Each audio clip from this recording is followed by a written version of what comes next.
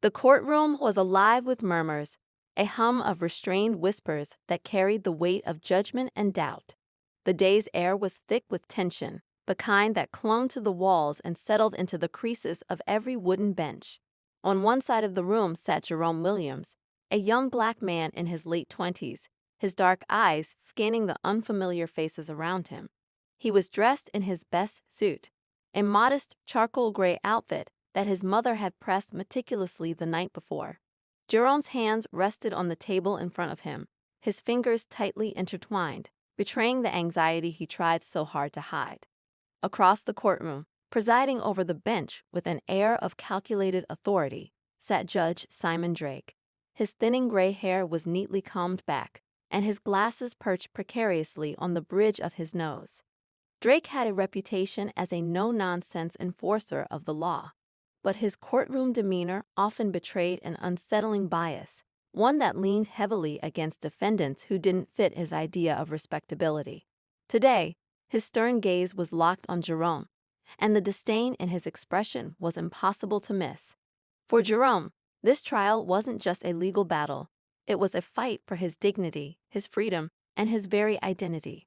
Accused of grand theft auto for allegedly stealing a car that belonged to his lifelong friend, Jerome had spent weeks grappling with a system that seemed designed to work against him.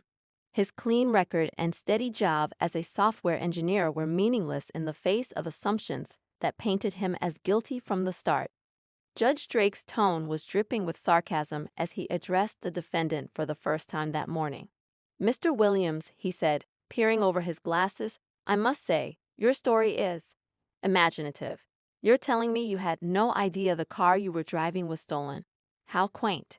A smattering of laughter rippled through the courtroom, the cruel chuckles of strangers who had already made up their minds.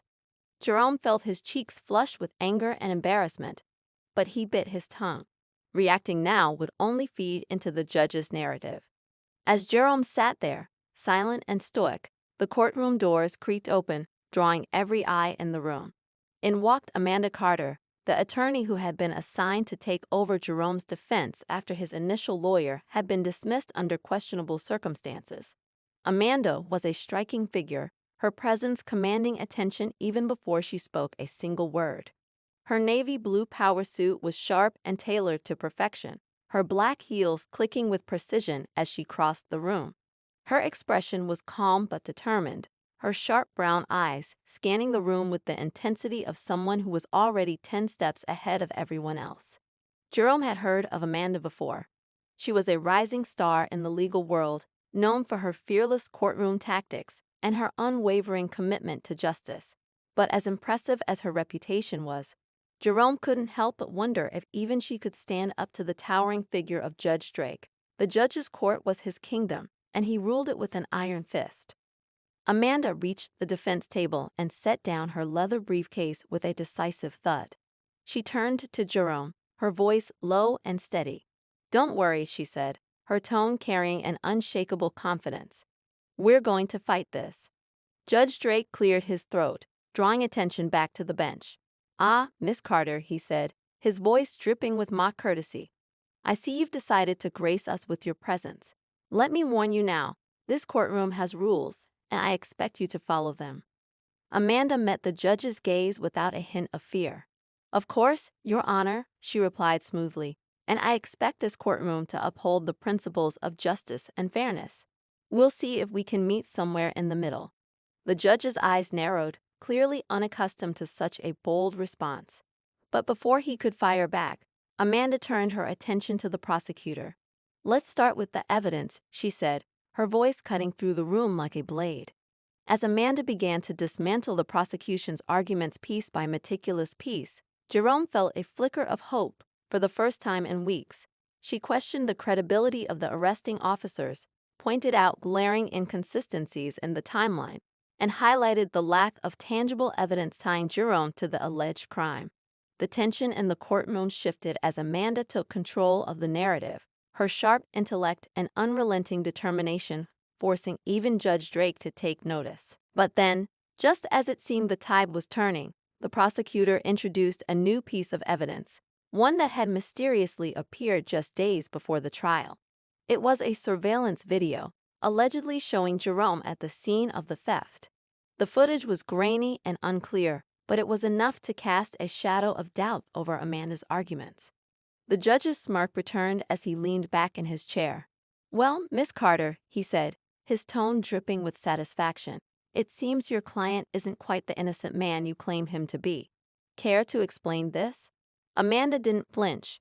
She studied the footage carefully, her mind working at lightning speed. Then, she straightened up and faced the judge. "Your Honor," she said, her voice calm but firm, "this so-called evidence raises more questions than it answers, and I intend to find out exactly where it came from." The room fell silent, the weight of Amanda's words hanging in the air. For Jerome, the battle was far from over, but one thing was clear: Amanda Carter wasn't backing down, and in a courtroom where the odds were stacked against him, she was his only chance at justice. What neither Jerome nor Judge Drake knew was that this trial would become the turning point in all their lives. Secrets would be exposed, reputations would crumble, and the system they all believed in would be called into question in ways no one could have predicted. The story was just beginning, and the stakes were higher than anyone could imagine. The courtroom buzzed with murmurs as Amanda's bold statement echoed in the tense silence. Judge Drake's expression tightened, his self-assured smirk momentarily faltering. It was clear he hadn't expected Amanda to meet the new evidence head-on with such calm confidence. He adjusted his glasses and glanced at the prosecutor, who shuffled uncomfortably in his seat, avoiding Amanda's piercing gaze. Jerome sat frozen at the defense table, trying to make sense of the grainy footage displayed on the courtroom screen. His mind raced as he searched his memory, knowing he'd never been where the video claimed he had. But the image was blurry enough to cast doubt. To anyone who didn't know him, it might as well have been undeniable proof. Amanda leaned in close to Jerome, her voice low but steady. "Don't let this shake you," she said. "I can see through this for what it is, a desperate attempt to cover their weak case. Trust me, we'll deal with it." Jerome nodded, but his stomach churned with unease. How had this video suddenly appeared out of nowhere? If it was fabricated, who was behind it, and why? The system he had once believed in was beginning to feel more like an intricate trap. As the trial resumed, Amanda requested a brief recess to review the new evidence thoroughly. Judge Drake, relishing his authority, took his time before granting it, his gavel slamming down with unnecessary force. In the hallway outside the courtroom, Amanda paced back and forth, her heels clicking sharply against the polished floor. Her assistant, a young paralegal named Sam, hurried to keep up, holding a tablet loaded with files and documents. "That video wasn't part of the evidence packet submitted during discovery," Amanda said, her voice tight with irritation. "Find out who introduced it, when it was logged, and who had access to it." Sam nodded, already tapping away on the tablet. "On it, but if it was planted, it'll take time to trace back." Amanda sighed, running a hand through her hair. "We don't have time, Sam. This is more than just a trial. It's a test. If we let this slide, they'll railroad Jerome into a conviction without a second thought." Meanwhile, Jerome sat on a bench further down the hall, his hands clasped tightly together as he stared at the floor. The events of the past few weeks played in a loop in his mind, each moment feeling like a step deeper into a nightmare. He thought back to the morning it all began. Borrowing Malcolm's car had seemed harmless at the time, a simple favor between friends. Malcolm had insisted it wasn't an issue. He'd even handed over the keys with a joking reminder to bring it back in one piece. How had that ordinary moment spiraled into this chaos? And Malcolm? Jerome frowned. His friend had been supportive at first, adamantly vouching for him to the police. But as the investigation dragged on, Malcolm's tone had shifted, his willingness to help waning under the weight of mounting pressure. Lately, Malcolm had been distant, avoiding Jerome's calls and offering vague excuses. A hand on Jerome's shoulder jolted him back to the present. He looked up to see Amanda standing over him, her expression softened but determined. "I know this feels overwhelming," she said, "but I need you to stay with me. You didn't do this, and we're going to prove it. They're throwing everything they have at us because they know their case is weak." Jerome nodded slowly. "I just don't understand why this is happening to me." Why would someone go this far? Amanda hesitated, choosing her words carefully. Sometimes, it's not about you personally. It's about the system. It's easier for them to blame someone who fits their narrative than to admit they made a mistake, but that doesn't mean we're going to let them win. Back in the courtroom, the trial resumed with Amanda cross-examining Detective Harris, the officer who had initially arrested Jerome. Harris, who had appeared confident at the start of the trial, now shifted uncomfortably under Amanda's relentless questioning. Detective Harris, Amanda began, pacing in front of the witness stand, can you confirm the chain of custody for the surveillance footage presented today? Harris cleared his throat. The footage was provided by an anonymous tip. Anonymous? Amanda's eyebrows shot up.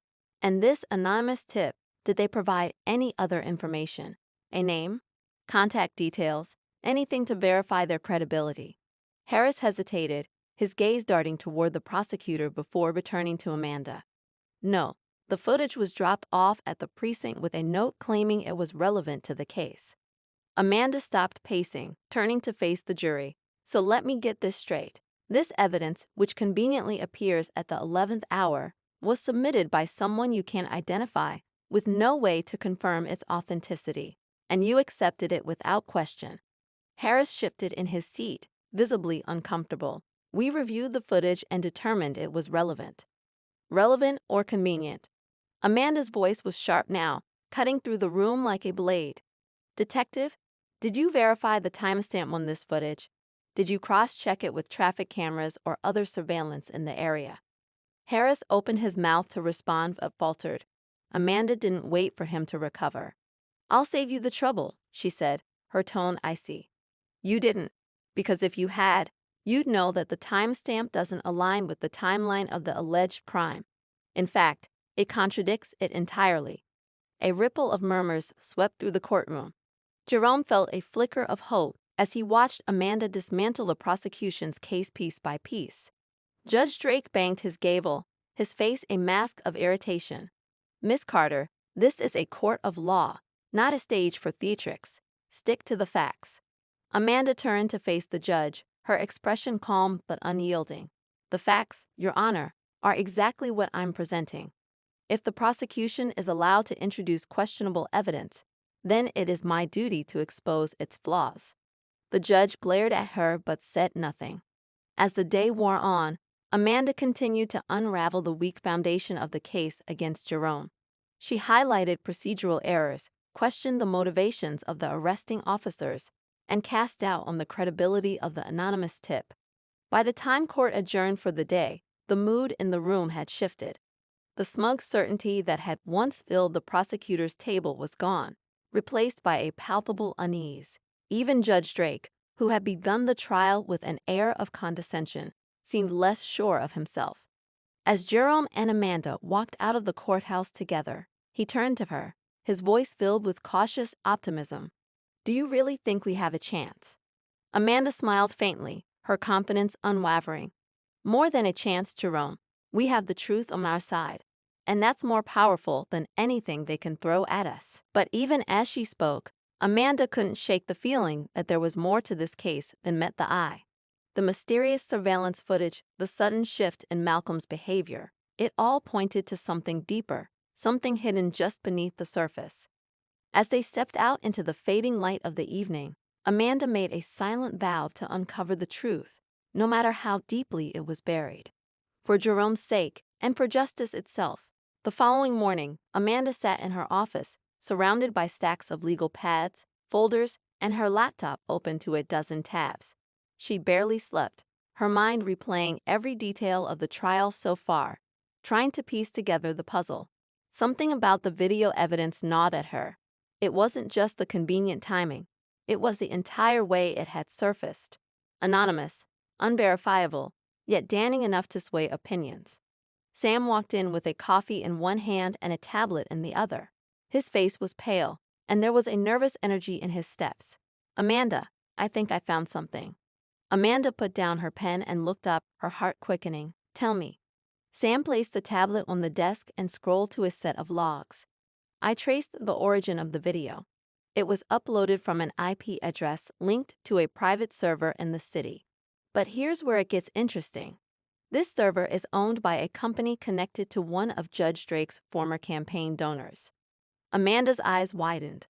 Are you saying the judge has a personal connection to whoever submitted this evidence? It's more than that, Sam said, his voice dropping to a whisper. This donor has a history of shady dealings.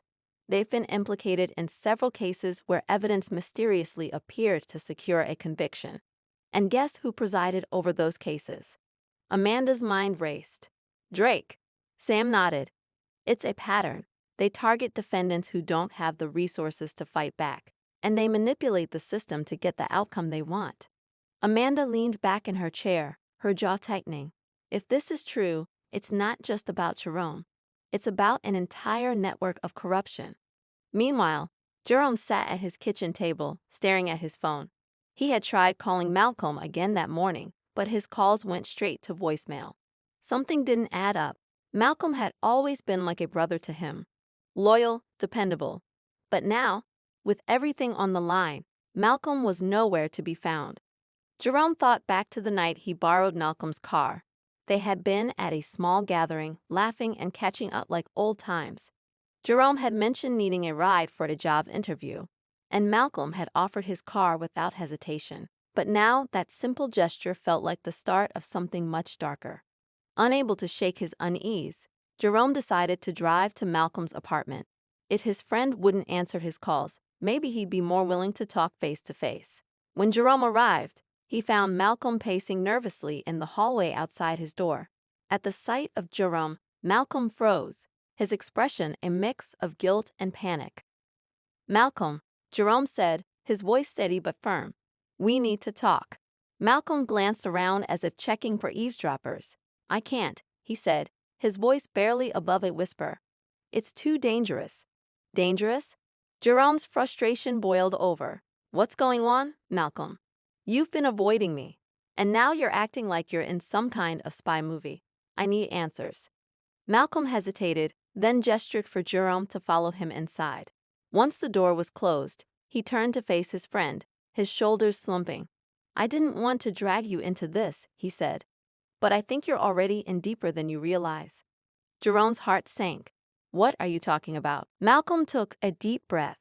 "The night you borrowed my car, I got a call from someone powerful. They wanted me to plant something in the car, something that would link you to a crime." Jerome's stomach dropped. "You're kidding, right? Tell me you didn't do it." "I didn't," Malcolm said quickly. "I refused. But after that, weird things started happening. My apartment was broken into. My bank account was frozen. It was like they were sending a message." Jerome's mind raced. "Who are they? Why would they target me?" "I don't know who they are," Malcolm said, his voice trembling. "But they're connected to people high up. Judges, lawyers, maybe even politicians. They're untouchable, Jerome. And they'll do whatever it takes to protect themselves." Back in her office, Amanda continued to dig deeper into Judge Drake's history. The more she uncovered, the more her suspicion grew. She found old news articles about controversial rulings, whistleblower reports that hinted at backroom deals, and campaign finance records that painted a troubling picture. But Amanda knew she needed more than circumstantial evidence. She needed a smoking gun, something undeniable that would expose the corruption and save Jerome. Her phone buzzed, and she answered without looking at the screen. "Carter." "Amanda, it's Malcolm." She recognized the name immediately. "Jerome's friend?" "Yeah, look, I need to talk to you. I think I have information that could help the case, but I'm scared. These people, they don't play fair." Amanda's pulse quickened. "Come to my office. We'll talk, and I'll make sure you're protected." Malcolm hesitated. "Okay, I'll be there in an hour." As Amanda hung up, she couldn't shake the feeling that the pieces of the puzzle were finally coming together. But she also knew that the closer she got to the truth, the more dangerous things would become. The tension was palpable as the trial continued the next day. Amanda walked into the courtroom with a newfound resolve, her eyes scanning the room for any sign of weakness in the prosecution's team. She knew the stakes had never been higher, not just for Jerome, but for everyone who had been wronged by the system. Judge Drake sat at his bench, his expression unreadable. but Amanda noticed the slightest twitch in his jaw when she announced her next witness, Malcolm. As Malcolm took the stand, the room fell silent. Jerome watched his friend closely, searching for any sign of the person he once knew. Malcolm looked nervous but determined, his hands gripping the edges of the witness stand. Amanda approached him slowly, her voice calm and measured. "Malcolm, thank you for coming forward. Can you tell the court, in your own words, what happened the night Jerome borrowed your car?" Malcolm swallowed hard, his eyes darting toward Judge Drake before focusing on Amanda. "It started with a phone call." Malcolm took a deep breath, his eyes briefly meeting Jerome's. The weight of what he was about to say hung heavy in the air. He gripped the edges of the witness stand as though it was the only thing keeping him grounded. "It started with a phone call," he began, his voice trembling. "A man I didn't know reached out to me, said he had a job for me.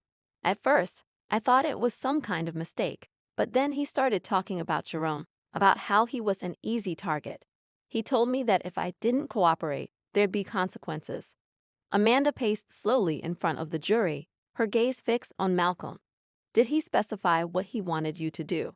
Malcolm nodded, his throat bobbing as he swallowed. "He wanted me to plant evidence in my car, evidence that would make it look like Jerome had committed a crime. I refused, but things got worse after that. My apartment was broken into. I started getting anonymous threats. They wanted me to be scared, to feel like I had no choice." The courtroom buzzed with whispers. Amanda paused, letting the tension build before continuing. "Malcolm, can you identify the person who contacted you or give us any details about them?" Malcolm hesitated, his eyes darting toward Judge Drake for a split second before quickly looking away. I never saw his face, but the way he talked, it was clear he wasn't acting alone. He kept mentioning people in high places, people who could make problems disappear." Amanda's eyes narrowed.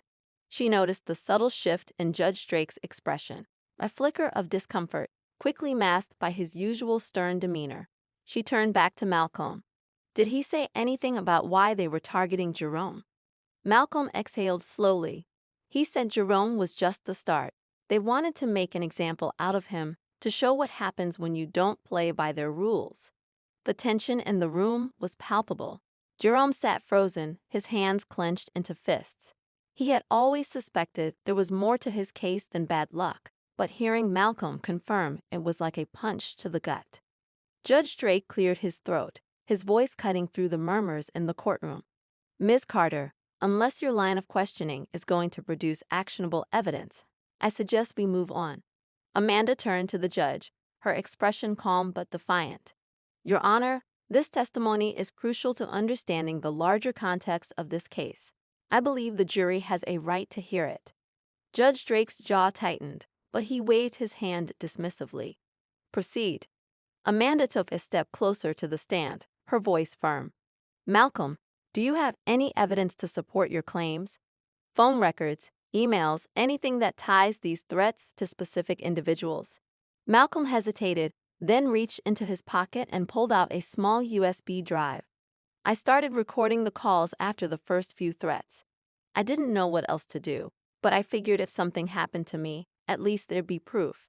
Amanda took the USB drive and handed it to the bailiff. "Your Honor, I request that this evidence be admitted for review." Judge Drake hesitated, his lips pressing into a thin line. "Very well. The court will review the contents during recess." As the bailiff took the USB, Amanda glanced at the jury. She could see the curiosity and unease in their faces. The seeds of doubt had been planted, and now it was her job to nurture them. During the recess, Amanda retreated to her office with Sam. They plugged the USB into her laptop, and a series of audio files appeared on the screen. The first few recordings were garbled and hard to understand, but then a voice came through, cold and calculating. "You'll do what we ask, or you'll regret it. Jerome isn't the only one who can be taken down." Amanda's blood ran cold. The voice was unfamiliar, but the tone was unmistakably threatening. She replayed the clip, listening for any clues, an accent, background noise, anything that could help identify the speaker. Sam leaned over her shoulder. "This isn't just some petty scheme. Whoever this is, they have resources, connections. They're used to getting what they want. Amanda nodded, her mind racing. We need to tie this back to Drake. If we can prove he's involved, we can expose the whole operation. Back in the courtroom, the tension continued to mount. Judge Drake seemed increasingly agitated, his usually calm facade cracking under the pressure. The jury exchanged uneasy glances as the audio recordings were played, the threatening voice echoing through the room. Amanda seized the moment, addressing the jury directly. This is the reality of the system we're up against. People in power manipulating the truth, destroying lives to protect their own interests. But today, we have a chance to fight back, to demand accountability. Jerome watched from his seat, a mix of hope and dread swirling in his chest. He wanted to believe Amanda could win this fight, but the stakes were so high, and the forces against them so powerful. As the day wore on, Amanda introduced more evidence, financial records, witness statements, all pointing to a network of corruption with Judge Drake at its center. The courtroom buzzed with tension, the weight of the revelations pressing down on everyone inside. But Amanda knew the battle wasn't over. The climax was approaching, and the stakes had never been higher. Judge Drake's gavel came down sharply, announcing an adjournment until the following day. As Amanda packed up her files, she felt the eyes of the courtroom on her. Some were hopeful, others skeptical, but all were waiting for what would come next. The truth was out there, just within reach, but could she grasp it before it slipped away? The courtroom emptied slowly, a mix of hushed whispers and hurried footsteps echoing off the high walls. Jerome sat at the defense table, staring at nothing in particular, his mind spinning with everything that had unfolded. Amanda gathered her papers, her expression unreadable but her movements sharp and deliberate, like she was already planning her next move. As Jerome rose to leave, Amanda placed a firm hand on his shoulder. "Stay sharp," she said quietly. "Something about this isn't sitting right with me. They're not going to let this go without a fight." Jerome nodded, but before he could respond, Sam rushed in, his face pale. "We've got a problem," he whispered, holding up his phone. "I've been monitoring local channels, and someone just leaked a story accusing you of tampering with evidence." Amanda froze, her sharp instincts kicking in immediately. She grabbed the phone from Sam, scrolling through the breaking news headlines. Sure enough, an article had surfaced claiming that Amanda had fabricated the USB recordings and planted false evidence in court. The timing was too convenient to be a coincidence. Jerome's heart sank as he read over Amanda's shoulder. What does this mean? Can they use this against us? Amanda's jaw tightened, her eyes narrowing. It's a smear tactic. They're trying to discredit us before we get too close to the truth. But it also means we're on the right track. They're scared. Sam chimed in, his voice low and urgent. "I traced the article's source. It was published by a news site that has ties to Drake's old law firm. If we dig a little deeper, we might find something to link him to this." Amanda nodded, her mind racing. "Do it. The more connections we can uncover, the harder it'll be for them to wriggle out of this." She turned to Jerome, her expression softening for the first time. "We're going to fight this, but it's going to get uglier before it gets better. Are you ready for that?" Jerome hesitated but then nodded. "I've come this far. I'm not backing down now." That night, as Amanda and Sam pored over files and digital trails, another revelation came to light. One of the recordings on the USB featured a faint sound in the background, a distinctive chime. Sam enhanced the audio and played it back. "That's an elevator bell," Amanda said, leaning in closer. "But not just any elevator. That chime, it's from the municipal building downtown. I'd recognize it anywhere." Jerome frowned. "What does that mean?" Amanda's eyes lit up with a mix of realization and determination. "It means whoever made these calls was operating from inside the municipal building. If we can access the building's security logs and match the timing of the calls, we might be able to identify the person behind this." The next morning, Amanda filed an urgent motion to subpoena the municipal building's security records. Judge Drake's reaction was immediate and explosive. "This is highly irregular, Miss Carter," he said, his voice booming across the courtroom. "Fishing expeditions like this are not permitted in my court." Amanda stood her ground, her voice steady. "Your Honor, This is not a fishing expedition. This is about uncovering the truth. If my client is to receive a fair trial, we must follow the evidence wherever it leads. Drake's face darkened, but he reluctantly granted the motion. As Amanda left the courtroom, she couldn't shake the feeling that they were running out of time. Later that day, as the security logs were reviewed, a chilling discovery was made. The timestamp of the most threatening phone call coincided with a security badge swipe into an office on the 12th floor, a restricted area accessible only to high-ranking officials. Amanda's breath caught in her throat as she read the name on the security log. Judge Simon Drake. The revelation hit like a thunderclap. Jerome leaned over the table, his voice barely above a whisper. So, it's him. He's been pulling the strings all along. Amanda nodded, her mind already racing with how to use this information. But before she could speak, her phone buzzed. It was Sam. "You're not going to believe this," he said, his voice tight with urgency. I dug deeper into Drake's financials. There's a series of payments, large sums, made to a shell company tied to one of the officers involved in Jerome's arrest. It's all connected. The pieces were falling into place, but the picture they painted was far more sinister than anyone had anticipated. Judge Drake wasn't just biased. He was orchestrating a coordinated effort to frame Jerome and protect a network of corruption that ran deeper than they had imagined. As Amanda prepared to confront Drake in court the next day, she couldn't ignore the weight of what they were about to do. This wasn't just about clearing Jerome's name anymore. It was about exposing a system that had been corrupted from the inside out. But Drake wasn't going to go down without a fight. And as Amanda walked into the courtroom, she knew the battle ahead would be the hardest one yet. The courtroom was packed, the air heavy with anticipation. Word of Amanda's discovery had spread, and people gathered not just to see a case, but to witness a reckoning. Judge Drake took his seat, his usual confidence tempered by a subtle unease. Amanda was ready, her notes meticulously arranged, but it wasn't the papers that gave her power, it was the truth. "Your Honor," Amanda began, her voice steady, cutting through the murmurs. "Before we proceed, I have evidence that directly implicates someone in this courtroom in a conspiracy to frame my client."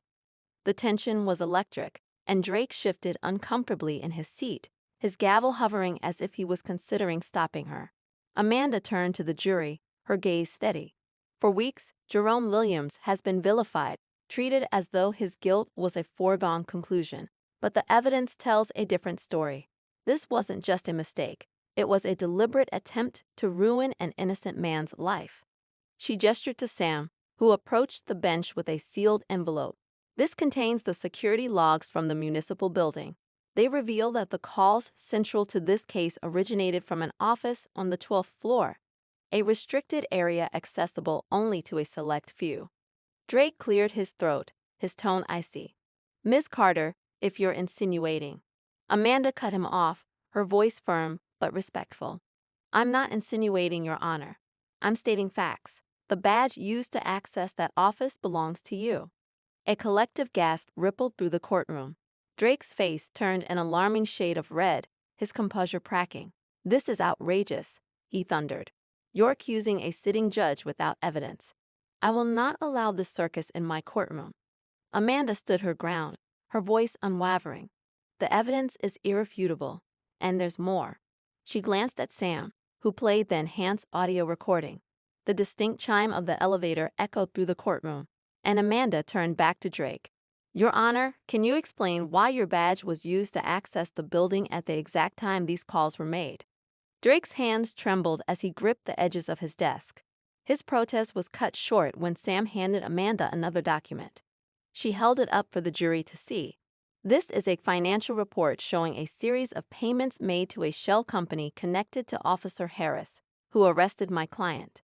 These payments coincide with the timeline of this case. Your Honor, this isn't just negligence, it's corruption." The room erupted into chaos, voices overlapping as Drake slammed his gavel repeatedly. "Order! I will have order," he bellowed, but the damage was done. His authority, once absolute, was crumbling before everyone's eyes. Then, the unexpected happened. A figure stood up from the back of the courtroom. Malcolm Green, the car's owner. His face was pale but determined. "I need to speak," he said, his voice shaking but loud enough to command attention. Amanda turned to him, surprised. "Mr. Green, do you have something to add?" Malcolm stepped forward, clutching a folder. "I've been silent because I was scared, but I can't stay quiet anymore. I was approached by someone before Jerome borrowed my car. They offered me money to report it stolen, but I refused. When I didn't cooperate, I started getting threats." The courtroom fell into stunned silence as Malcolm handed the folder to Amanda. She opened it to reveal a series of emails and text messages, their tone menacing and incriminating. Amanda's voice softened, addressing the jury. "This case isn't just about one man. It's about a system that preys on fear and silence. But today, we break that silence." Drake's voice faltered as he tried to maintain control. "This is irrelevant. None of this proves anything." Amanda fixed him with a steely gaze. "Your Honor, this evidence isn't just about my client's innocence. It's about your guilt." Before Drake could respond, the door swung open, and 2 federal agents entered. One of them approached the bench. "Judge Simon Drake, you are under investigation for corruption and obstruction of justice. We'll need you to come with us." Drake's defiance crumbled as the agents escorted him out, his gavel left abandoned on the bench. The courtroom buzzed with disbelief and vindication as Amanda turned to Jerome, her expression softening. "It's over," she said quietly. Jerome's relief was palpable, but he shook his head. "No, Amanda, it's just the beginning." Outside the courthouse, reporters swarmed, their cameras capturing every moment as Amanda, Jerome, and Malcolm faced the crowd. Jerome stepped forward, his voice steady despite the weight of everything he'd endured. "This isn't just my story," he said, addressing the cameras. "It's the story of countless others who've been failed by the system. But today, we proved that truth and justice can still prevail." Amanda placed a hand on his shoulder, her expression resolute. "And we're not done. There's still work to do." As the crowd erupted in applause, Jerome felt a sense of hope for the first time in weeks. They had won this battle, but the fight for justice was far from over. And with allies like Amanda by his side, he knew they were unstoppable.